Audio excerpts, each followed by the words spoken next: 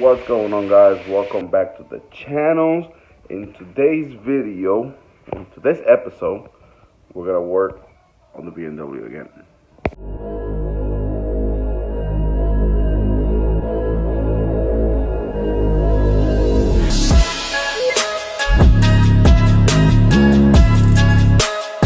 But anyway, I'm still getting one weird issue on the car that I still gotta dial in.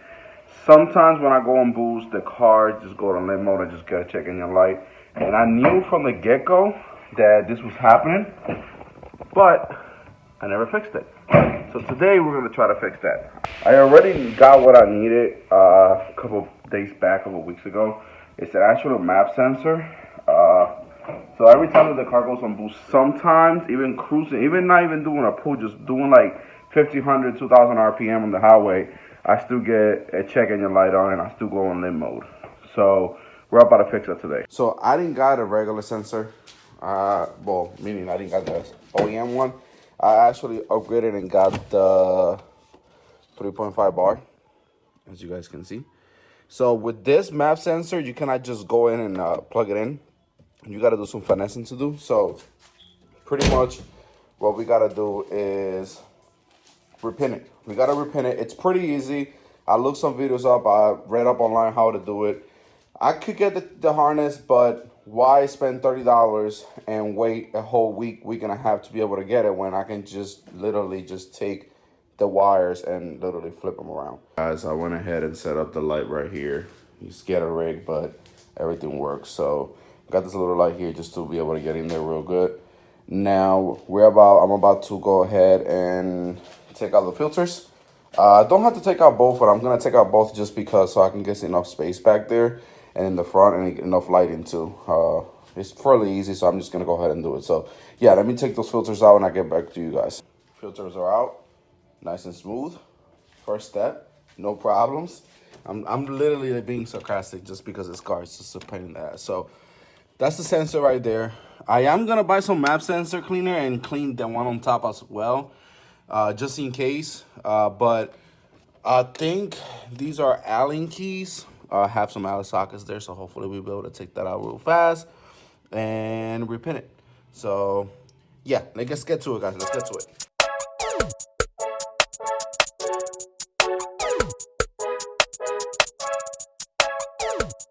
All right, well, as usual, I just got back from my first problem. If you guys can see, put the camera right here. This thing has two different bolts. Got I guess the original OEM one and a different one down here. I didn't do this. The owner before me did it. I'm guessing it is a Phillips head and it is a Phillips head. So I'm thinking in the OEM application comes with Allen. It's an Allen fucking bolt. But as usual, the owner before me changed it or trying to clean it and basically put two little Phillips heads. So it still works, not a problem. Let's see if we can actually get them out. I got a little stubby right here. Hopefully we'll be able to get it out. Let's go. So everything's came off nice and smooth. And as you can see, this could be a bit of a problem. Now, I already knew that the sensor was kind of wonky. The owner before me told me, not a problem. But I was hoping that, you know, it will last a little bit longer. But as you can see, this will definitely give us some problem. I think he broke that tip right there, but he put some tough on tape, tried to get the car running, and obviously this is not the right solution for a long time daily driving, if you want to call it that way. But anyway, we took it out. Definitely one of the fucking problems here.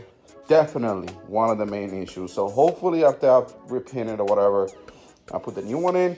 Hopefully everything works properly and I don't have no more check engine light and I can just rip the car whenever I want to. Do here, we're just basically gonna flip the wires. So basically we're gonna flip this. This is like black and yellow, I believe. Flip the black and yellow all the way over here to the solid yellow. I believe this is solid yellow, yes. So you flip the yellow one all the way down here to the end, and then you flip the yellow and blue with the red and blue. And that's all you gotta do. So all I gotta do now is just basically pop this plastic piece right here, open it up, and pin one by one. I'm gonna pin this one out, take this one out, and then take the last one out, and then just repin them back how it was. well, how it's supposed to be. And hopefully it should work properly with no problem. So let's get to it. All right, so as far as now, everything is a success. Basically flipped everything. That's how it should look. Basically, I flipped this one was over here, so I just flipped them. The blue and yellow was over here, and the red and yellow was over here. So I just basically just flipped them all.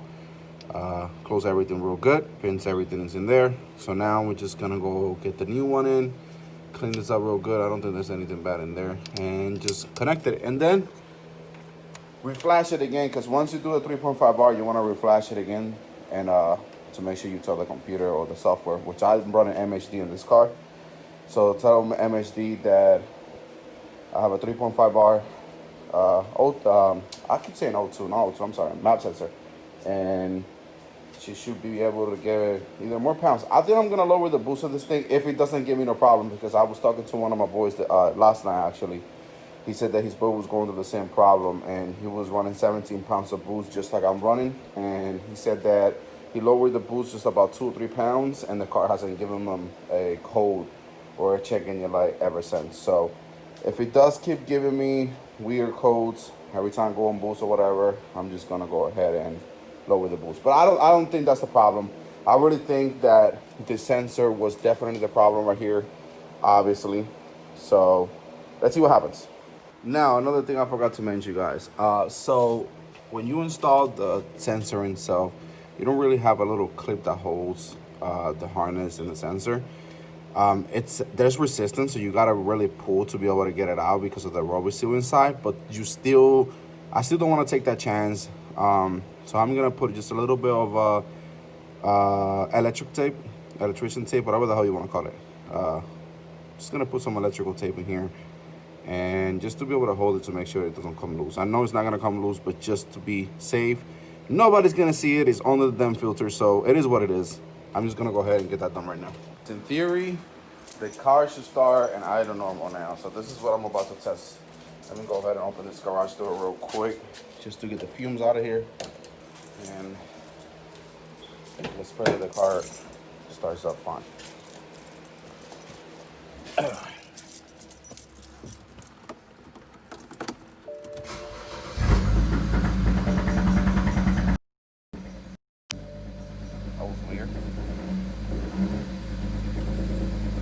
That was a weird start.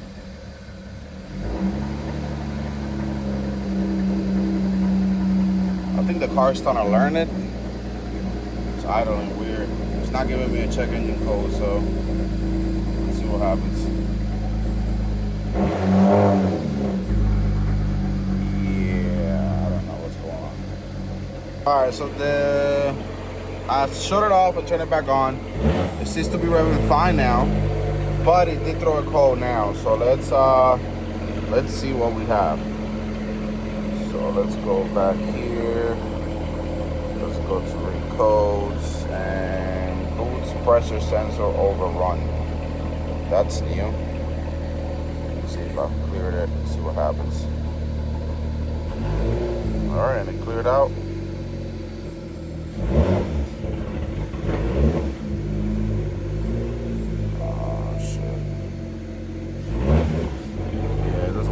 I don't know what the fuck that's going on. Turn it back off.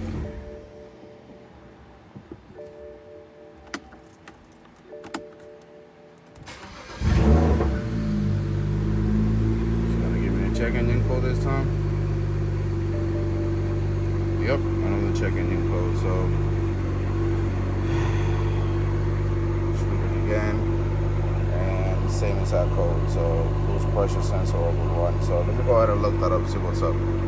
All right, so I ran up on it, and I forgot totally that we had to retune the car again. So we're gonna run beta map. All right, so I found it. So T-map sensor, 3.5 bar, and then I am going to put my burble tune again. So I gotta look for that. This is my first time actually doing this by myself. My boys usually be next to me explaining to me. So let's see. Okay. So it's burble, etc. I'm trying to figure out where the burble tune is. General sauce. Okay, sauce burble right here. Turn that on.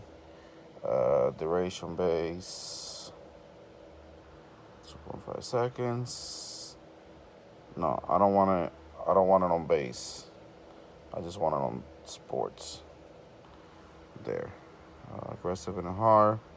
And then minimum RPM 1200. And then we'll stand still. All right. Now go back. Map right. And there we go. It takes 2 minutes. All right, it's doing all this weird stuff. It's flashing ECU. I'm not in. I'm touching that. And that's when kind of gear. Good job. That's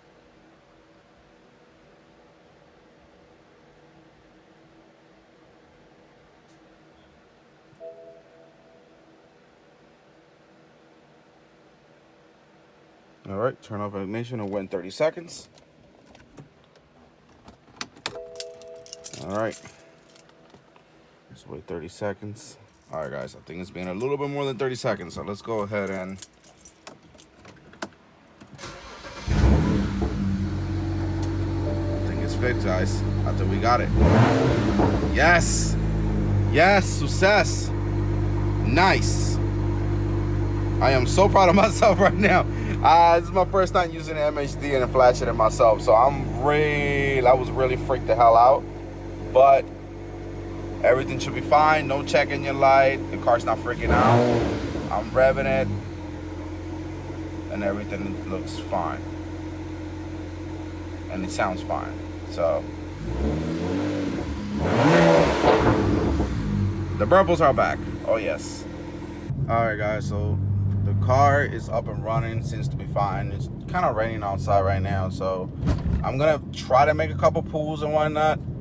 But as far as now, usually even by like me cruising around 2,000 RPM, the car would like give me a check engine automatically. So right now, it has not given me anything. Like I literally go on boost and nothing.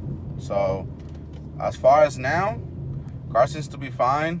I'm still running 17 pounds with no problem. So I think it did work, guys. I think it works. So let's go ahead and find a spot, do a couple pulls just to make sure and make sure that the car runs and everything. So let's see. Let's see. Yeah, I got no traction, guys. It's too wet. Too much torque. Let's try going uphill, see what happens. Look at that, look at that, look at that. And I got overdrive my own function. I get it, I get it. So the reason why that popped up like that, this car's supposed to be on overdrive, but the owner before me took the front drive shaft off because I'm running 19s and he was running different profile tires, so it wasn't working for like the overdrive system, like the transmission wouldn't shift at all. So he decided to just take the front drive shaft off, and it sort of fixed the problem. I do want to put it back on overdrive, but to be honest with you, I enjoy it more rear-wheel drive than overdrive. But eventually I'm gonna go ahead and put it back to overdrive. But as far as now, listen, everything is working fine. There's not a problem right now, so I'm pretty happy so far. I just wish that the street was a little bit, not wet. It was more dry.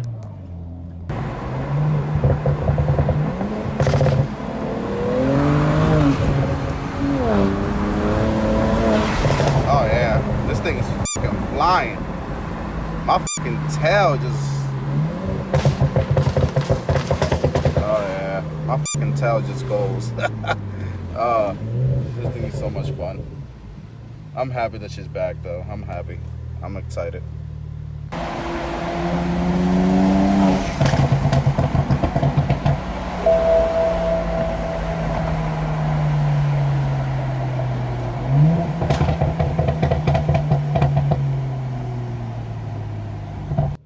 Alright guys, guys, so I wanted to give you a quick update. This is about a day later. I'm actually here in one of my boys' house about to get the car tinted because I've been dying to get the car tinted.